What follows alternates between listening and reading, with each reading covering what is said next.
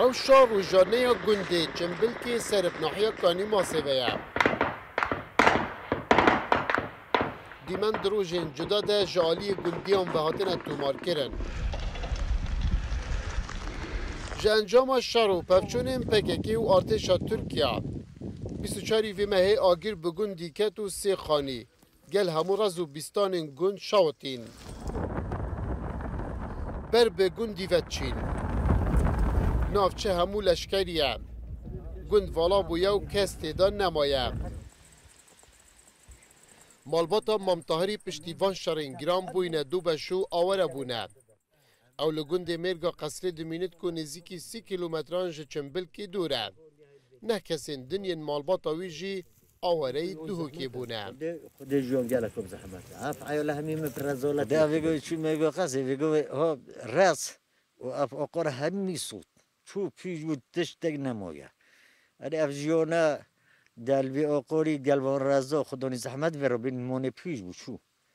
یه صوتی ها یه حلی بود شن که به خدا چه کرد خدا بزحمت حتی شد کرده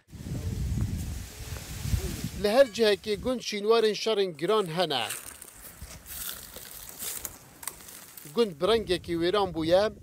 و گرا جیان لیب زحمت بویه دوی نیرو بود انگه فقینه که هات وان برا اول جماعت جی همی هاتن تواری ما چلی کن هوای که واسه بنجی حتی 6 دونمت اردینو که گنده چمی که همی صوتینه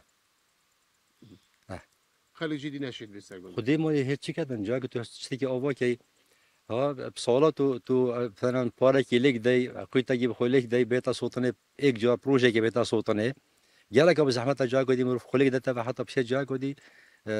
سر خود سر تو بگیرتا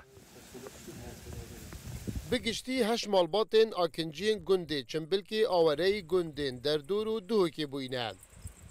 اما شولو ما عمل ما سر باربو ما چه وظیفه یک جوان مالباتا چیاییه او دناف آگیر داما بو به زحمت خارزگار کرد نها او جی آوره دوهوکی بونه دماوی دخواست سردانا گند بکن مدره دادید نها او بی دهاتا جیانی جیمایه یا 6 7 ساله 8 ساله 9 ساله حتی تو دورباری دنیا چهار رخا آگر خانی به یعنی اسم اومد خانی بعد ناف آگری ده اما بینه که ما باش بو او صندف ما بو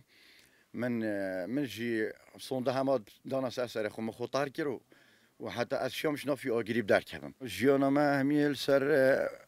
الجندي بو رازو بيسطانا وحيواني بو معيشة مالفيري بو نكا نامو عامي صوت امجي كتشونا باجري دهوكيو ودبن كريوفا افجی دیمنین گنده میسکانه کو گنده چنبلکی کمتری 3 کیلومتران جی دوره نها نافچه که گرما اپراسیونا ترکیه جی 20 ماه ششایی سال و جی و شر و آلوزیم بردام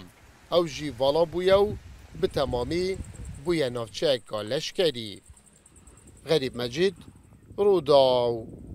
گنده چنبلکی ناحیه کانی ماسه قضا آمیدیه